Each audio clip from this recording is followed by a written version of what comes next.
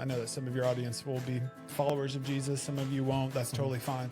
But I just had this moment that I felt like the Lord was telling me, like, hey, you're done. And so to give up on what we had built, to give it up on, just being able to travel in a van and see all these places and play with all these different musicians. And so that was hard to reset, number one.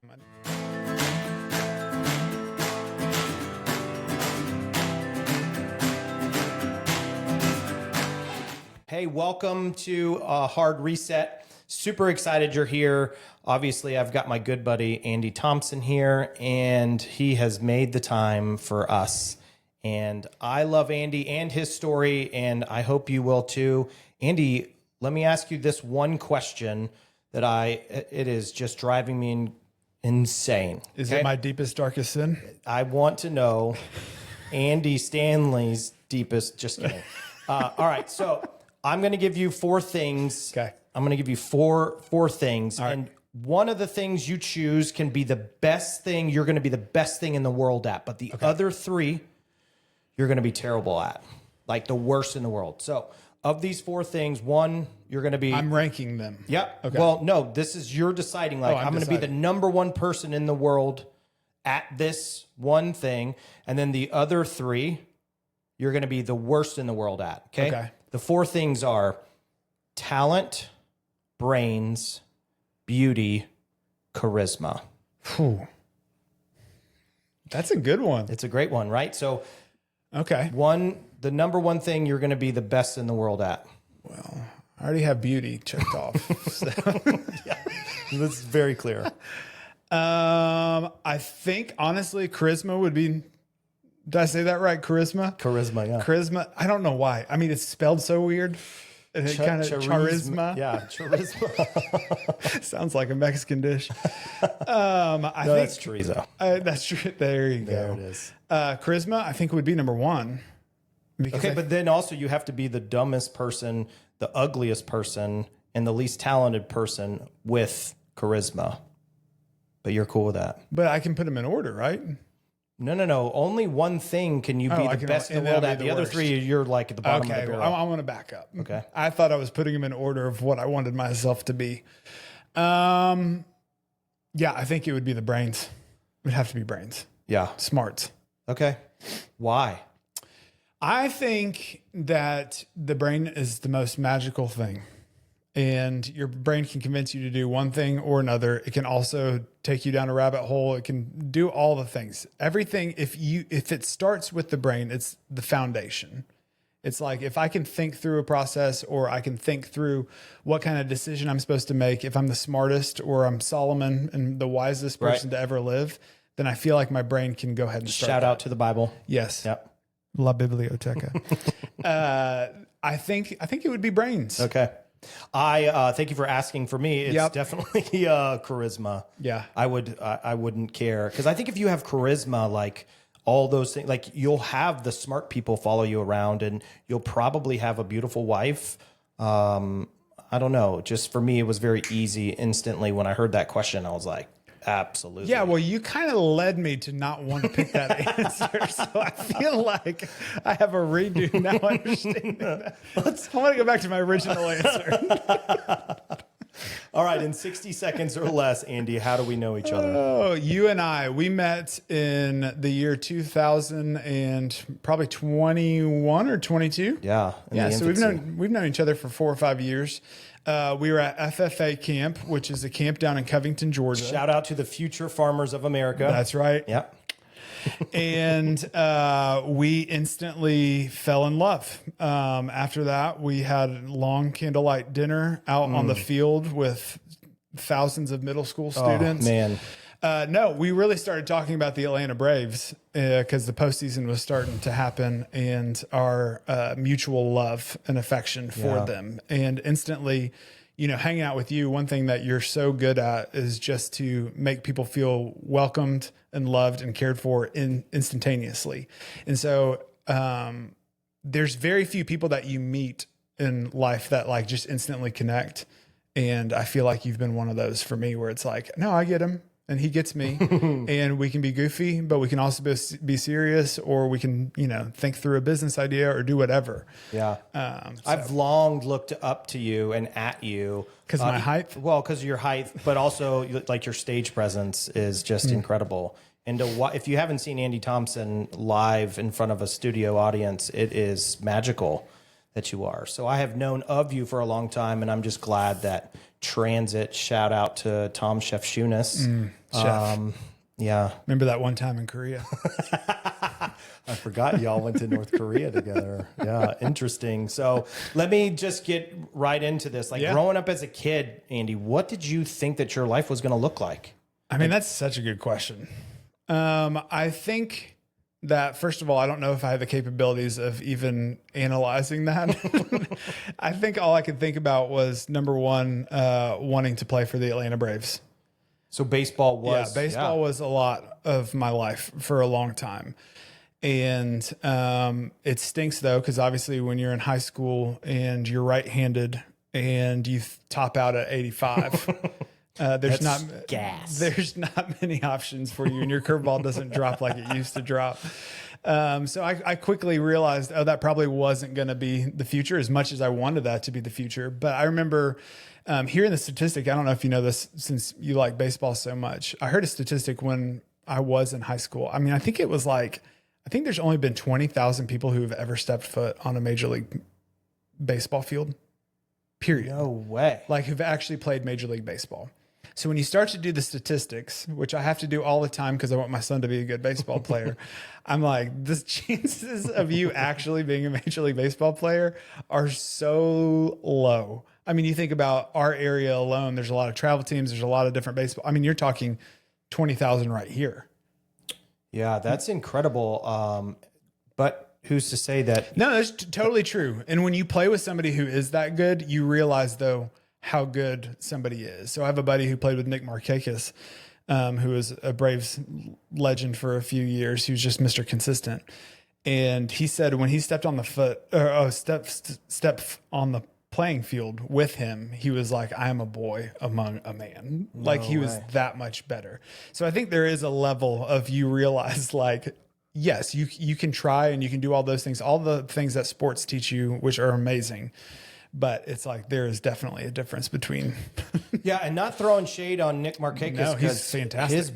His son and my buddy's son are like, he goes to Kings Ridge and all that stuff. And, but like, Nick Markakis isn't that like name in Major League Baseball. Yeah. So imagine like what it was actually like to be Juan Soto, Ronald Acuna's teammate. Yep. Like, Ozzy, like some of those plays that those guys, it's unbelievable. I know. So when did you find out that you weren't going to be a Major League Baseball player? That was like right at 85 mile an hour gas. Yeah. Oh, for sure. It was realizing, stepping up to the plate against the left-hander who threw 93 miles per hour. And it's like, I can't even see the ball as it's coming. I'm like, so if I'm pitching 7 or 8 miles per hour, I literally would. You're just like, I can't even pick it up out of his hand.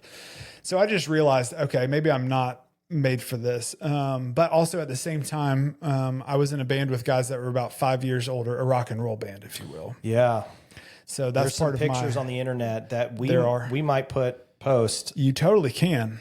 You probably won't be able to tell which one I am, but maybe insert picture here. Yeah, like the little bangs? Heavier than I was back then. But yeah, so that kind of had started in high school as well.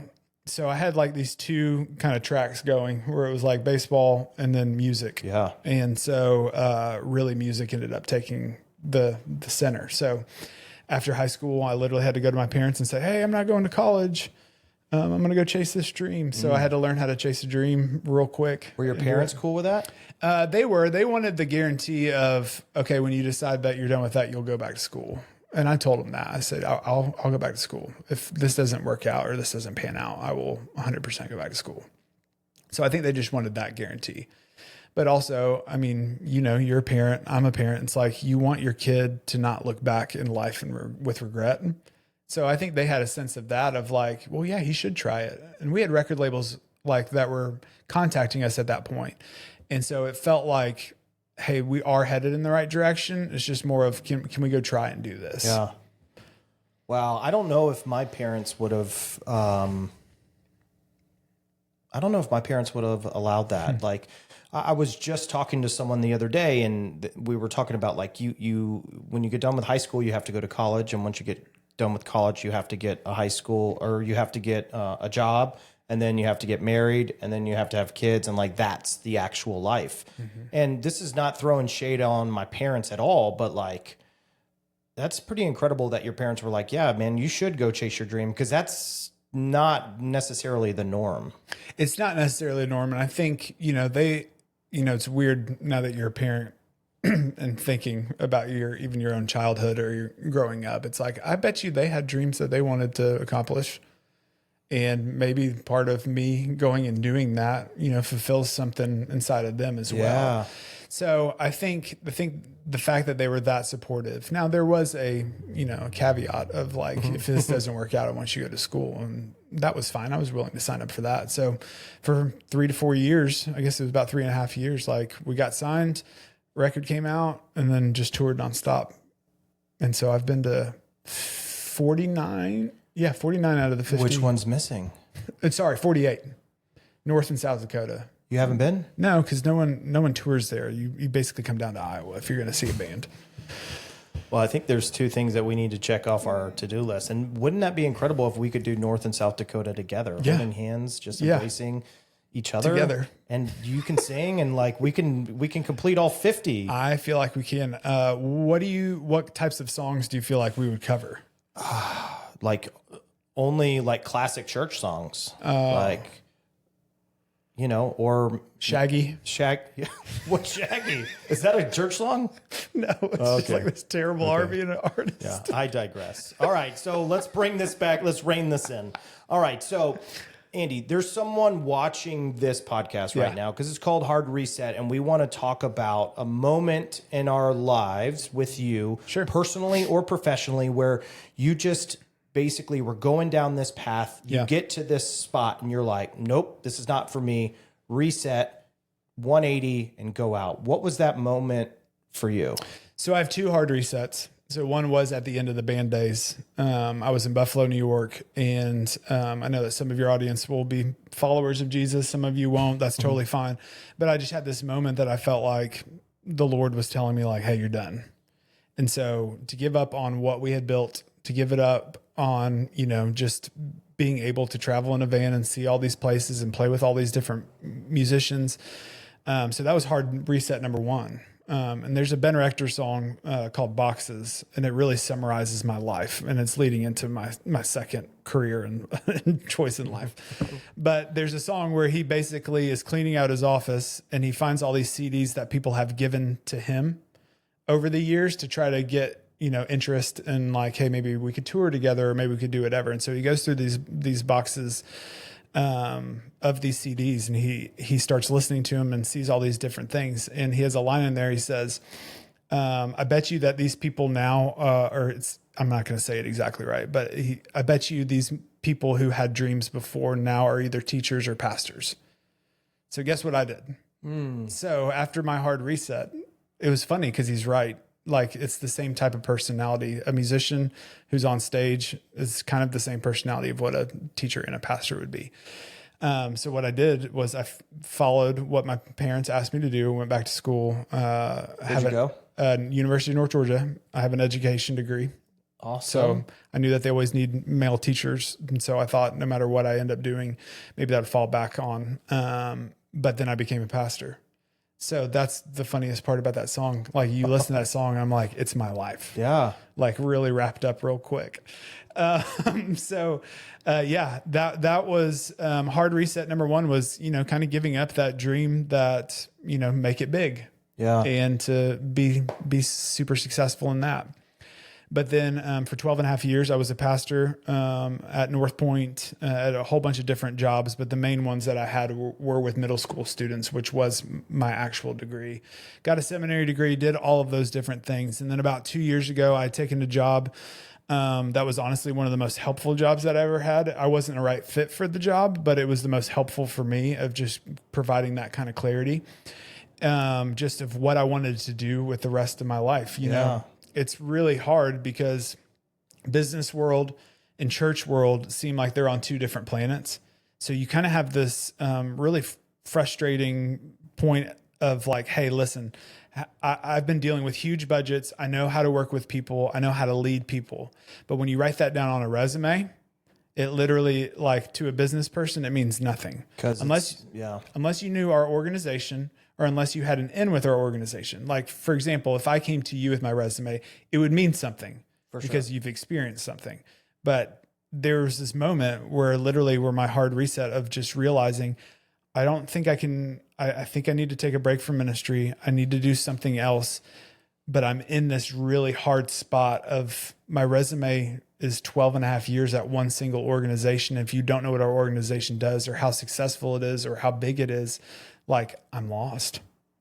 And that was the hardest reset for me, was like having that realization that, hey, maybe this isn't what I'm supposed to do with my life and there's something else.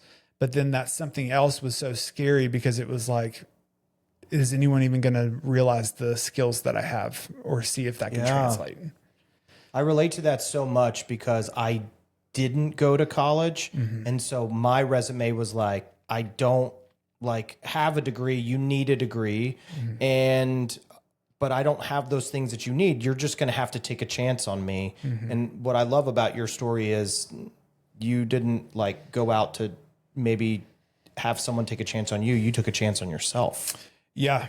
So that was a big decision. And that was a hard decision too, because, you know, you get super nervous when you're going to step out on your own and you get really, I don't have to explain this to you. You've done it. There's something inside of you that's like, oh, can I do this or can I not do this? And honestly, I know it doesn't look like it now, but I did CrossFit like right when CrossFit started, and there was basically worldwide like 40 people.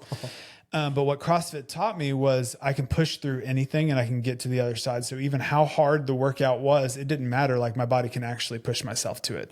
So that was a big learning thing for me, was I'm way more capable than I think I am. Yeah. So I had that in the back of my head. We also bought a rental during COVID, and realizing great decision. And realizing that investments do pay off.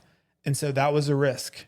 So when I started looking at the band, even though we didn't make money, that was still like so successful from the fact of what I got to see, the relationships I got to build, friends all over the United States. Like, that was success. And so I realized every time that I took a risk, that there was an element of success. So good. Now, I'm not saying that that's for everybody's story, and I count myself lucky, but every time that I've taken a big risk, it has really paid off. So I had to remind myself, and I had to look back at the past. I feel like we are in a generation, or we are a group of people who only can be forward thinking and can only think about what's coming in the future. And we get so wound up in that when we ignore what has happened in the past, it's like, if we pay attention to what happened in the past, that's actually what gives us the momentum to move forward. Wow. I love that. I wonder about the negativity of taking that risk, and your spin on that is like, maybe this, what it has unlocked in you of seeing that, oh, I take this risk, I learn, it's not actually a bad thing. I love that outlook. So let me bring us back to that moment while you're in the band. It's like, what was that motivating factor? Like, what happened? Was there a moment that happened with the band where you're just like, I mean, you're in Buffalo, New York, and like, what happened? What motivated that? Like, oh, we have to call this. Getting alone and being silent. I mean, that literally was it. I mean, that was the trajectory, but it wasn't until I calmed myself, and it wasn't until I was quiet and actually listened to whatever you want to say, whether it was the Holy Spirit or whether for other people, it's just that feeling that's in your heart that you just kind of know that this isn't right or this isn't that. I mean, literally it happened. We drove to Long Island. We had some friends that were in Long Island, and I told all of them, I was like, I'm done. No way. I said, I'm going to go back. I got to finish school. I got to just kind of start kickstarting this. So it was not the plan at all, but it was such a audible feeling and response in all the different things that I was like, I cannot ignore that. Like I could probably go a few more months, but that thing is going to just keep coming back. And so I just made the decision. And then when I make a decision, like I'm 100%, and it just felt like I made the decision and went. So someone else is battling this right now, right? And they're trying to figure out like their next steps. And you talk about getting alone by yourself.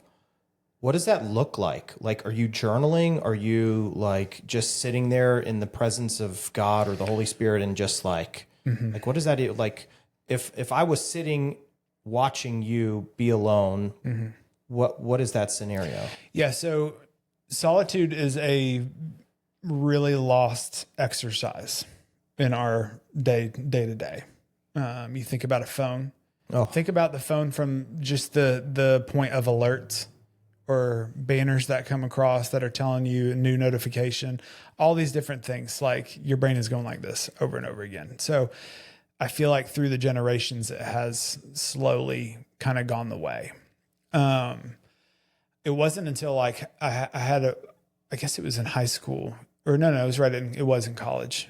I had this experience where I did a long extended solitude, and I realized that when I do that, good things happen. How long was the solitude, the extended? So it really takes your brain about 2 to 3 hours to actually quiet down.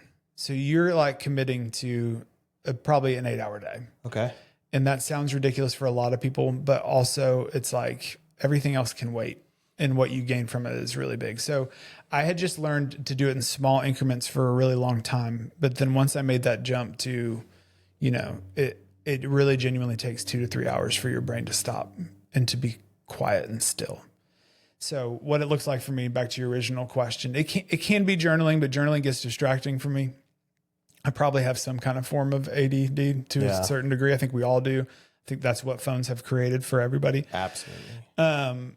But it really is just sitting. And when you sit and you're quiet, you can hear different things. You can be still, and you can know that you're not in charge. You are literally an ant in this world, and everything's not about you. It's about what kind of impact you can make on other people.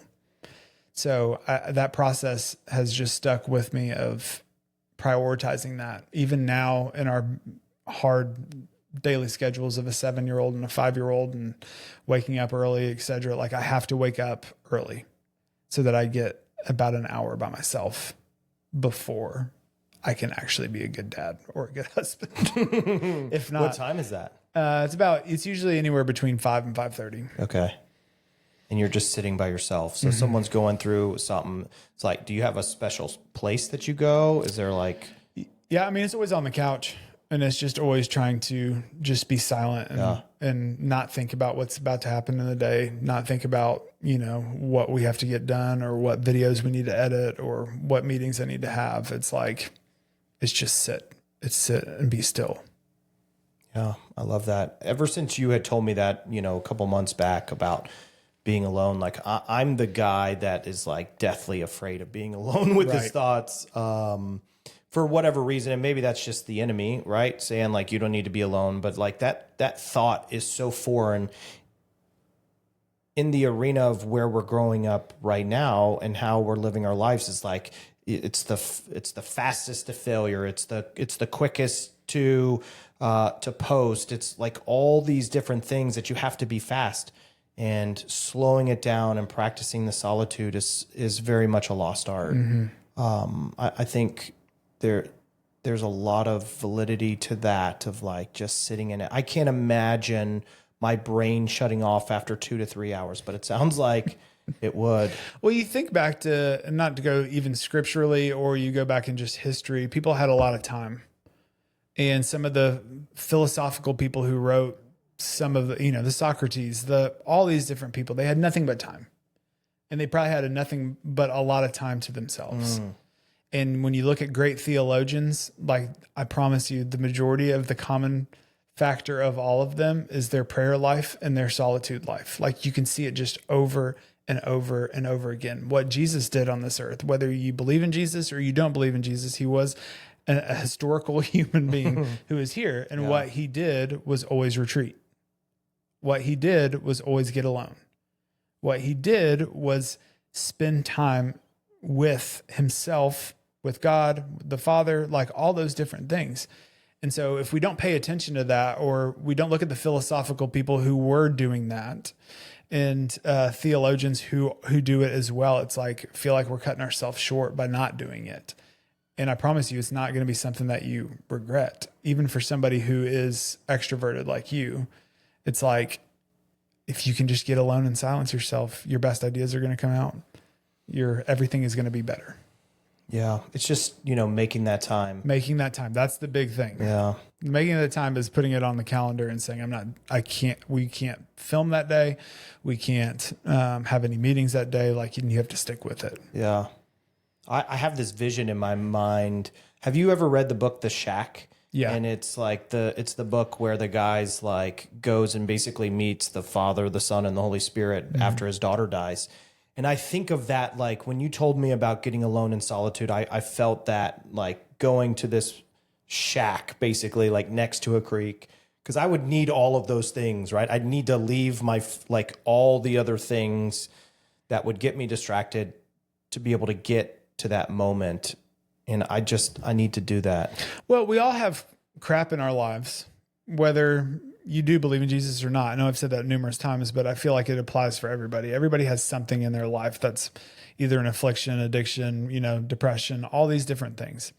And if you don't pay attention to the core issue, or you don't get quiet enough to actually listen to what your body's telling you, or what the Spirit's telling you, all those different things, it's like you just kind of sit in your angst, and you sit in that. Yeah. And it's like, it's uncomfortable. It's uncomfortable. It's uncomfortable to do it. But ultimately, if you want to deal with it, or you want to move past it, or you want to live life to the full, it's like you have to go there. And that's the hardest thing, especially for men. I feel like women actually do this really, really well. They are definitely the superior race. 1,000%. But for men specifically, it's like none of us want that. You and I want to go just make jokes and do whatever, and like have fun and go eat a hamburger, and but it's like it just causes you to sit in the stuff that you don't want to. Yeah. I think I am going to make that like happen over the next 60 days, is like go and just sit in it and see what comes about. So you talked about the band Reset. I want to talk more about like what motivated you from, feeling led to be a pastor, and you've been 12 years there. Like, what was that moment of like, okay, I've spent 12 years at this organization, a very famous, popular, whatever. I mean, I go to that organization. I love everything that you guys have built, and they've stacked a bunch of wins over the years. But like, what was that moment like where you're like, this is it. This is the end of the road. This is where I'm heading. Yeah. So like I said, I took one job that probably wasn't the best fit for my personality. But it was. Can you share what that was? Yeah. It was raising funds for a television show that our pastor was a part of, or that he was doing. And so basically what I would do is just present opportunities for people to invest in. And we brought in a consultant, and as the consultant started talking about what we should do, or how we should run this, or how we should learn how to, it's a nonprofit, so learn how to ask people for money and do different things. I sat there and I was like, I'm not going to do that. That sounds miserable. It sounds miserable. The schedule that he had laid out, that was like, you have to do it like this. That's what consultants do. And I'm not, and he's probably right. I'm not saying that he's wrong. So I came home that night, and I literally laid on the floor while my wife was just on the couch, and she had never seen me like this. And I just kept staring at the fan, and I was like, oh, this is over.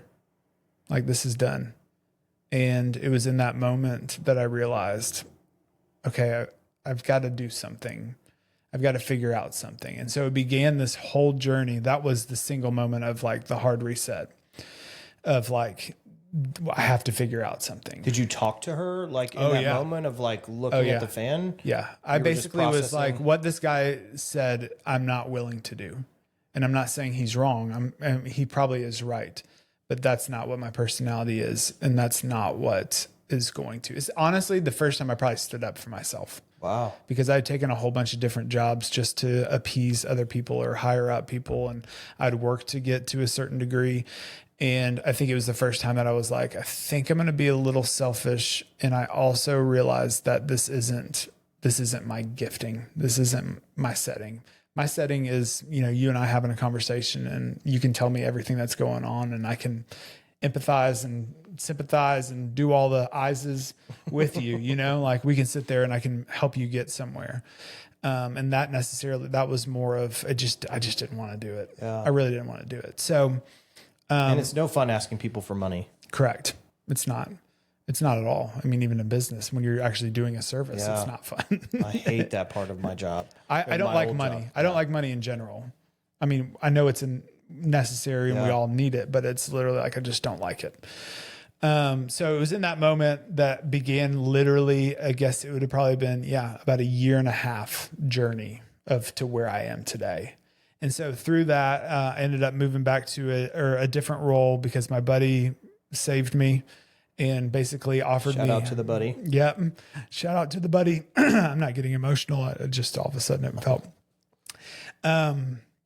He gave me a chance to kind of heal. And he had said that. He was like, I want you to come back. I want you to heal.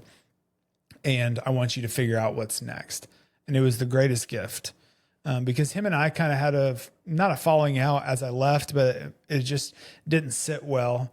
And when I came back, like that was the reason I came back. I came back to restore that relationship. Yeah. He's one of my closest friends. And like that really set the trajectory of like, he gave me a place to honestly launch instead of, he could have been selfish and been like, I need you to do this job. I need you to do X, Y, and Z. And if you don't, then you're gone. It was not that case. It was the case of, I care so much about you. I realize this probably isn't it.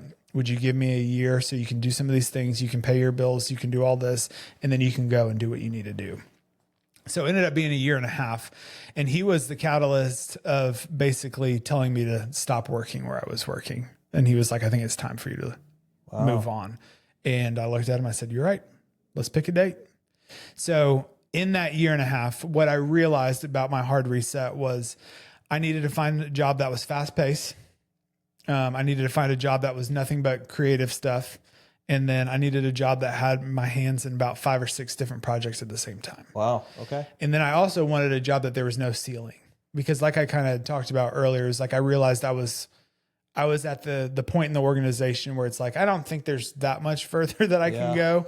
And Enneagram 3 over here, the achiever in me was like, I don't like that. Like I want to be able to achieve something. I want to move towards something else. So I realized I just needed a job that didn't have a ceiling. So I was driving to work one day and I had this thought. I said, who I worked with best in my entire life was my buddy Ben, who was in the band. He would start a song, I could finish it. Okay. He could write a song, I could finish it. I could start a song, he could finish it. And I literally had this thought. I was like, I need to figure out maybe I could do something with Ben because I think we just have a really great working relationship and we're easy to be around. I've traveled the country with him. It's like we've done literally the worst, at the lowest points of our lives to the greatest points in our lives. So I'd done it with him. And I kid you not, 2 weeks later, he called me and he was like, hey, so I left the organization I was working for. I've gone freelance. It's getting a little too busy.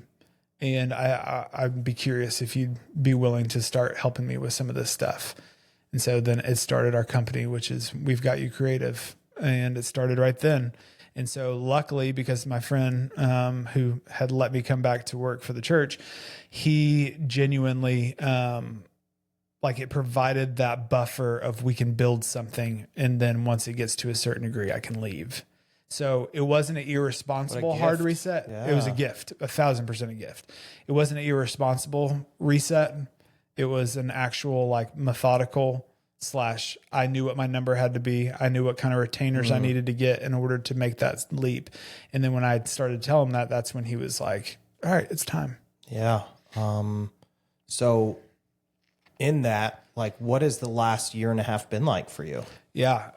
That first month that you step out into entrepreneurship and you don't have a company or you don't have a business behind you makes you a little nervous. Yeah. So your thoughts are, first of all, am I going to have enough money to pay our bills and feed my kids and take care of my wife and do all the different things? Catch a Braves game. And catch a Braves game. So I would say, my wife would say, for the first year or for the first like 6 months, it was like, I think we're gonna have enough money. But Scary. it's very scary. It's really scary. And people don't really necessarily talk about that. Everyone wants to talk about, being an entrepreneur, Unlimited days off. unlimited days off. You can do whatever you want. It's like, yeah, that is true. But also the responsibility is on you. Yeah. So you actually end up working a lot more than a lot more than I can't remember my last day off from work. yeah. Like that's just what happens. Yeah. And so what I've learned over the last year is, number one, God is extremely faithful. Again, looking back and realizing that God had prepared me and given me the confidence over and over again. So it taught me that. It taught me a reliance on God that I didn't have before.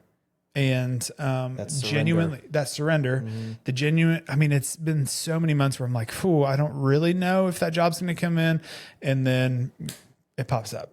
Or in the video production world, which is what I do, people don't think but 2 weeks ahead. So it's like I had, 3 calls today with prospective clients that need something in 2 weeks. So it's like, you can't plan out months. So I learned real quick, you just can't plan. Are you a planner in general? Yeah, for sure. Yeah. Okay. And so to me, it's just like, you can't plan. So that was the big thing with the finances, where it's like, no, it's going to be there. It's actually going to come in, but you just have to remember that people and people don't think but 2 weeks ahead of time. So that's been a huge lesson that I've had to learn. I've learned a lot about, and you're so good at this, of just thinking ahead, even though you're not there. Like I've had to start thinking that way because it was a very successful first year. And this year it's already, surpassed what last year looked like. So it's more of like, okay, hey, there's 2 of us. We can't just do this by ourselves. We need to start looking at different things. So it's just been so much fun. Yeah. Because it's brought me back to life.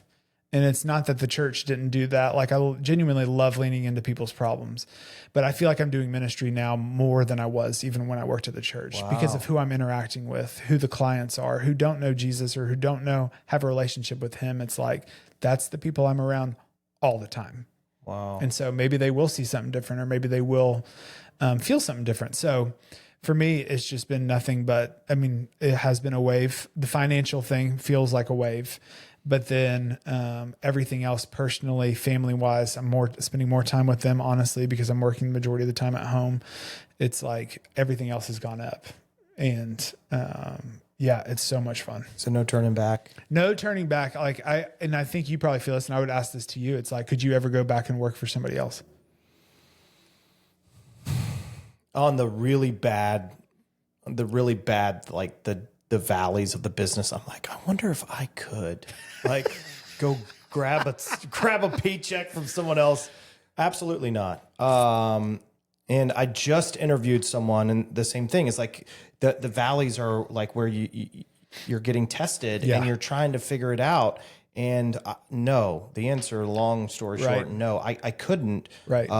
Because then I would be forfeiting like everything that I believe in and what we're trying to build. Right.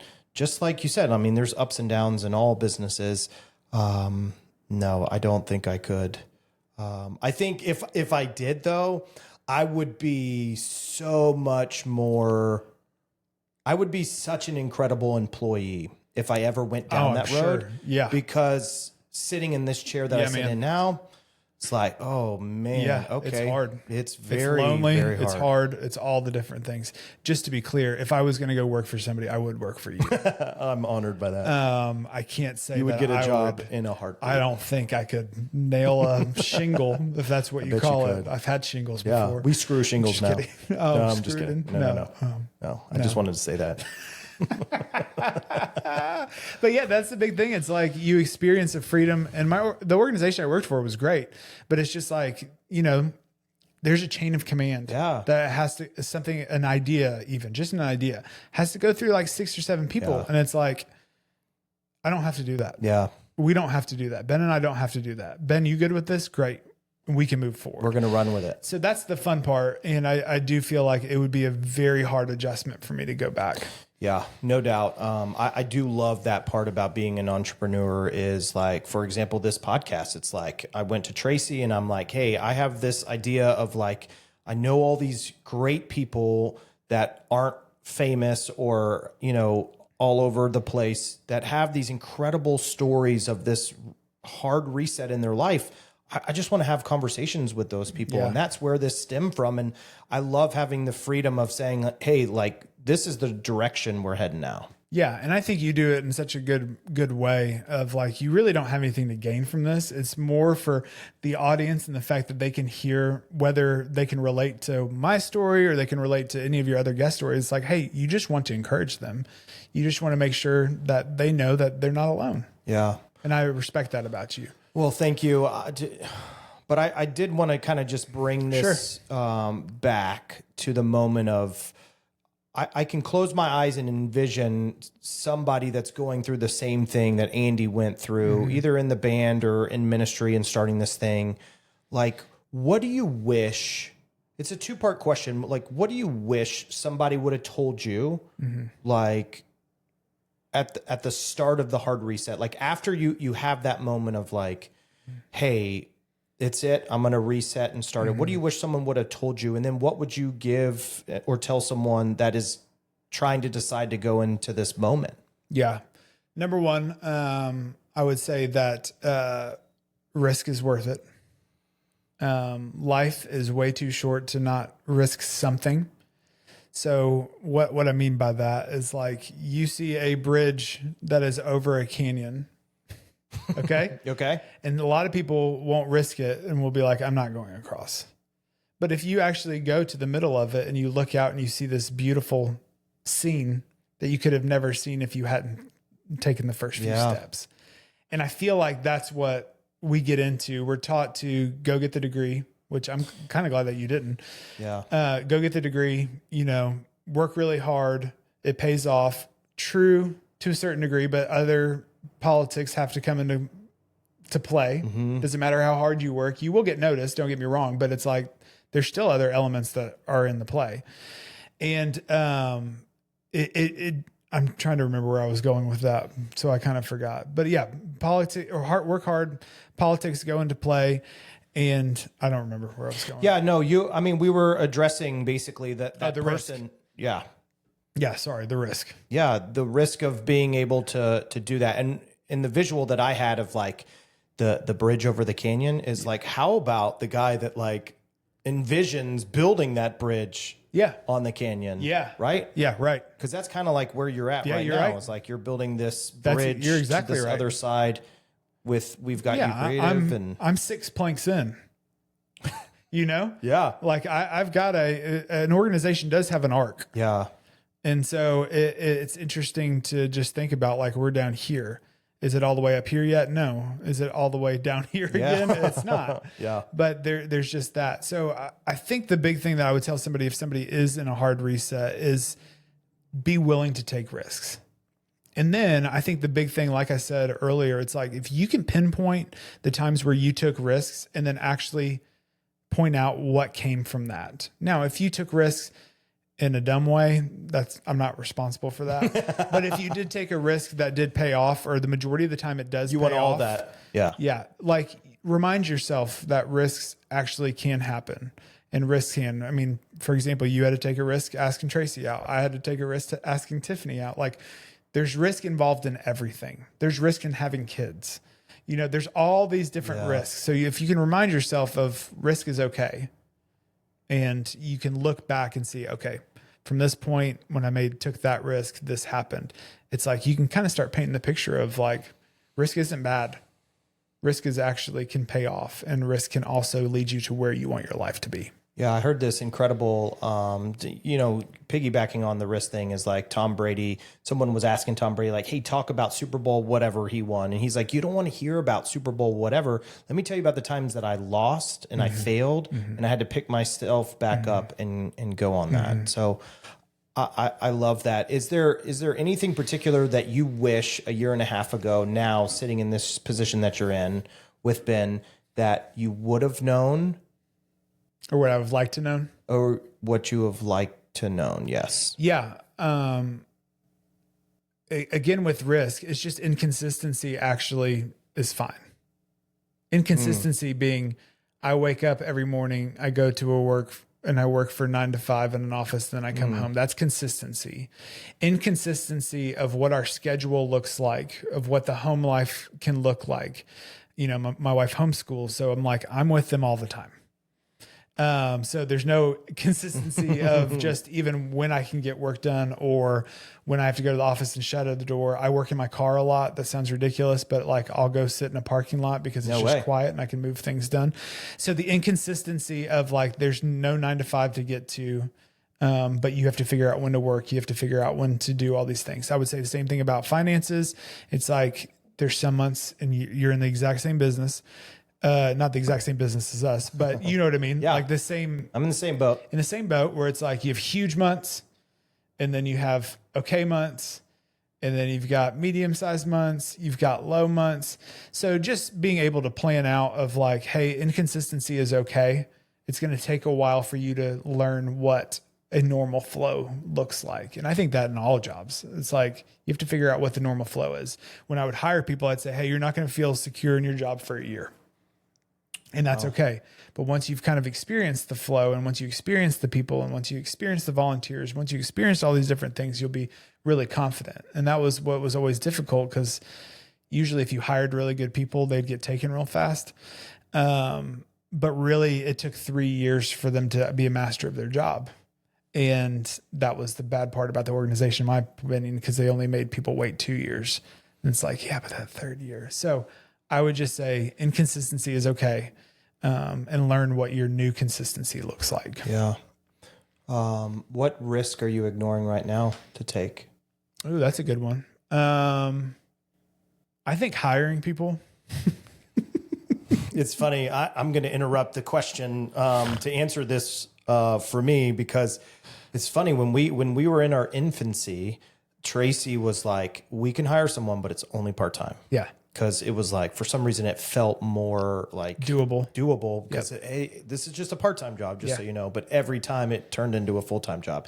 And now, like strictly, like we don't hire anyone part-time, like just never works out, takes too much time, all of those things. Anyways, back to what you were saying about hiring. Yeah. I mean, it's more of okay, I've got to provide for my family. We got to provide for Ben's family. We got to provide for somebody else's family. Nightmare. And so that's just the thoughts where it's like, do we need to? 1,000%. Do I need to hire an editor? We 1,000% need to hire an editor. And so that's kind of just where we're at, where it's like, okay, over the next year, like we've got to start nailing some of this down. And what's good about our industry specifically is everyone does want to be contract. So it's not necessarily like I have to do a W-2 or, employee. Sure. It's more of that's where they want to be because they can make a lot more money. So that's a nice thing about it. But it's also just finding those reliable people and people who can execute the excellence that we expect and then can do it in a quick, timely manner. Yeah. I mean, it's the same thing everyone's dealing with, All right. So this was just a great kind of moment for me to have you in here and talk about things. Now, where can people find you? Like if they wanted to have a conversation, they're going through a hard reset, they want to start whatever, how can people find you? Yeah. So our company is we'vegotyoukreative.com. You can look at that. It's got a whole bunch of different video resources. We've done it for Reset Roofing. We've done it for a whole bunch of other different businesses. So that's where you can do that. My Instagram is Andrew Chet. That's my full name. So Andrew Chet, you can follow me on that, or you can just message me. But I'm happy to have conversations with anybody, especially people who are leaving ministry and feel that anxiety of trying to find a job out in the marketplace. So those people specifically have a big place in my heart of just trying to feel that. I mean, I felt the same thing. So Yeah. Incredible. Thanks for taking and making the time. you got it. Finish me. That's so stupid. What an episode with Andy. And for him to take the time to spend and tell us about, I think he had 3 or 4 different hard resets in his life. I love the story about being in a band and just getting alone. I think so much in my life, I don't get alone, and I know I don't get alone. And I need to do that and get away. So I enjoyed my conversation with him.